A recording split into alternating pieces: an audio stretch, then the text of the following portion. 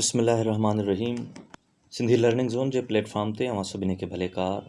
मां आहियां सईद सारंग।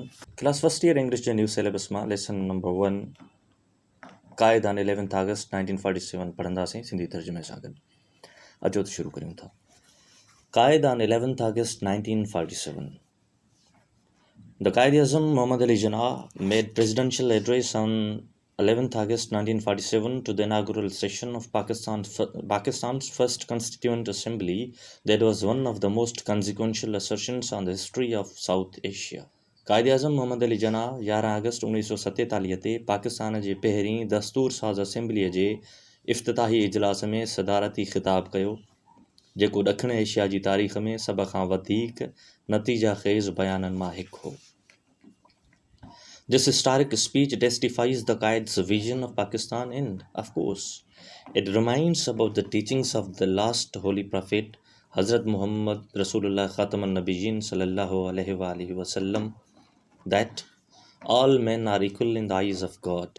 ये तारीख़ी तक़रीर क़ाइद आज़म जी पाकिस्तान जी बसीरत जी शाहिदी ॾिए थी ऐं बेशक हीअ असांजे आख़िरी नबी हज़रत मुहम्मद रसूलुल्लाह ख़ातमुन नबीयीन सल्लल्लाहु अलैहि वसल्लम जी तालीम जी यादि ॾियारे थी त ख़ुदा जी नज़र में सभु इंसान बराबरि आहिनि।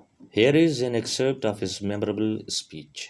हिते उन जी यादगार तक़रीर जो हिकु इक़्तिबास पेश कयो वञे थो। Mr. President, ladies and gentlemen, Janab Sadr, Khawatinu Hazrat, I cordially thank you with utmost sincerity for the honor you have conferred upon me. मां दिल जे गहराइनि सां तव्हांजो शुक्रियो अदा करियां थो जो इंतहाई ख़ुलूस सां तव्हां मूंखे नवाज़ियो आहे। I sincerely hope that with your support and your cooperation, we shall make this Constituent Assembly an example to the world. मां ख़ुलूस सां उमेद करियां थो त तव्हांजे सहकार ऐं ताउन सां असां हिन दस्तूर साज़ असेंबलीअ खे दुनिया लाइ हिकु मिसाल बणाईंदासीं। The Constituent Assembly has got two main functions to perform. हिन दस्तूर साज़ असेंबलीअ खे ॿ अहम कम करणा आहिनि। The first is the very onerous and responsible task of framing a future constitution of Pakistan, and the second of functioning as a full and complete sovereign body is the Federal Legislature of Pakistan. पहिरियों पाकिस्तान जे मुस्तक़बिल लाइ दस्तूर ठाहिण जो मुश्किल कमु जेको तमामु ज़िमेवारी वारो आहे, ऐं ॿियो पाकिस्तान जे वफ़ाक़ी क़ानून साज़ असेंबलीअ तौरु हिकु कामिल ऐं मुकमिल ख़ुदमुख़्तियार इदारे तौरु कमु करणु। We have to do the best we can in adopting a provisional constitution for the Federal Legislature of Pakistan. असांखे पाकिस्तान जे वफ़ाक़ी क़ानून साज़ असेंबलीअ लाइ आरज़ी आइन ठाहिण लाइ पंहिंजी पूरी कोशिश करणी आहे। You know really that not only we ourselves are wondering, but if I think the whole world is wondering at this unprecedented cyclonic revolution which has brought about the plan of creating two independent sovereign dominions in this subcontinent. हक़ीक़ी तौरु अवां ॼाणो था त न सिर्फ़ु असां पाण पर मुंहिंजे ख़्याल में सॼी दुनिया हिन बेमिसाल तूफ़ानी इनक़लाब ते हैरान आहे जंहिं नंढे खंड में ॿ आज़ाद ख़ुदमुख़्तियार रियासतुनि जी रिथा तयारु कई आहे।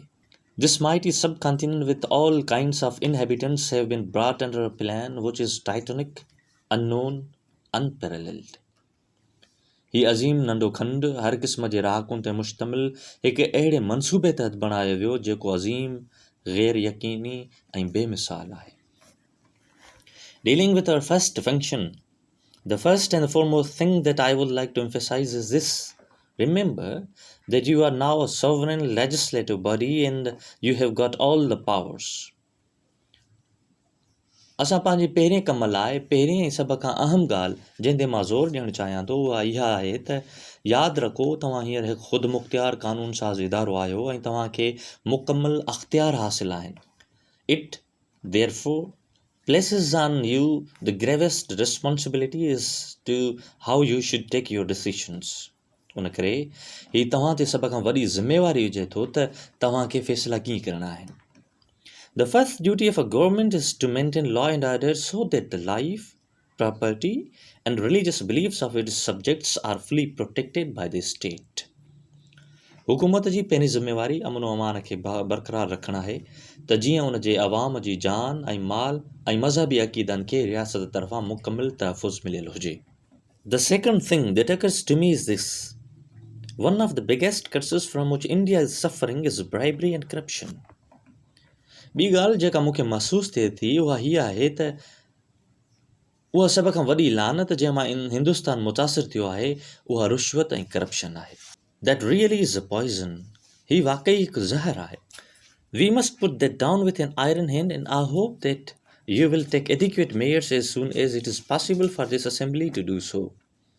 उनखे सख़्तीअ सां दॿाइणो पवंदो, ख़तमु करणो पवंदो, ऐं मूंखे उमेद आहे त तव्हां हिन असेंबलीअ लाइ मुनासिब क़दम खणंदा जेके मुमकिन हद ताईं थियण जोगा हुजनि. Black marketing is another curse. ज़ख़ीरा अंदोज़ी करणु हिकु ॿियो जुर्म आहे, ॿी लानत आहे. Well, I know that black marketers are frequently caught and punished. मां ॼाणां थो त ब्लैक मार्केटिंग करण वारनि खे घणो करे पकड़ियो ऐं सज़ा ॾिनी वेंदी आहे. Now you have to tackle this monster which today is a colossal crime against society in our distressed condition. हाणे तव्हांखे हिन राकास सां मुंहुं ॾियणो पवंदो जेको असांजे हिन परेशान हालतुनि में समाज जे ख़िलाफ़ु हिकु वॾो ॾोह आहे. I think they are to be severely punished because they undermine the entire system of control and regulation of foodstuffs and essential commodities and cause wholesale starvation. मुंहिंजे ख़्याल में इन्हनि खे सख़्तु सज़ा ॾियणु घुरिजे, छाकाणि त उहे खाधे पीते जे शयुनि ऐं ज़रूरी शयुनि जे कंट्रोल ऐं रेगुलेशन जे सॼे निज़ाम खे नुक़सानु रसाइनि था ऐं वॾे पैमाने ते बुख ऐं बदहालीअ जो सबबु बणजनि था. The next thing that strikes me is a legacy which has been passed on to us. ॿी ॻाल्हि जेका मूंखे मुतासिर कंदी आहे उहो विरसो आहे जेको असांखे मिलियो आहे.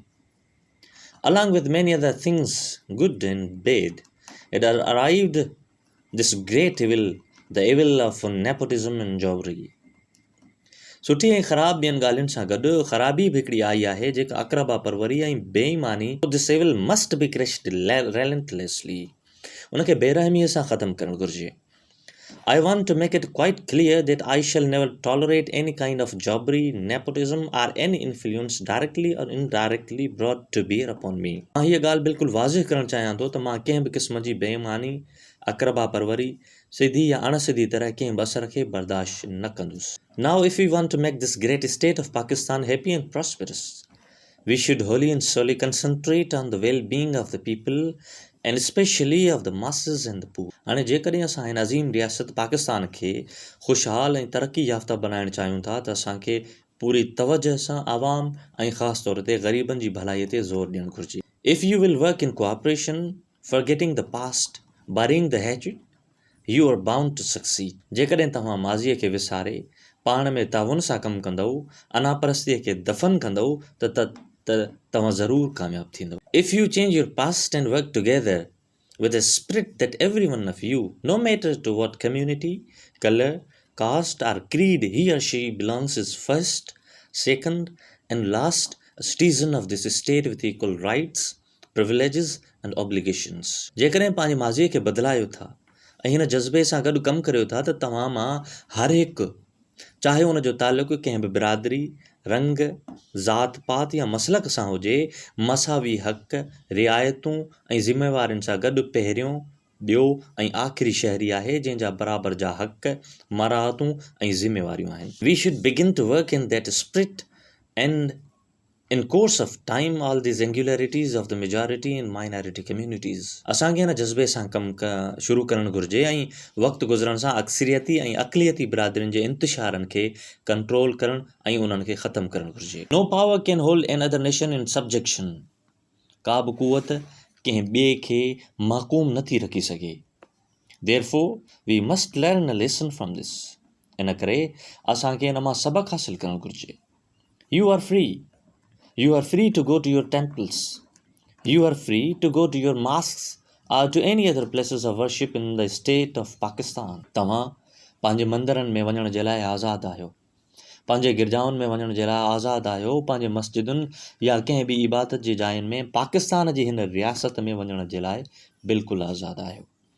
You may belong to any religion or caste or creed.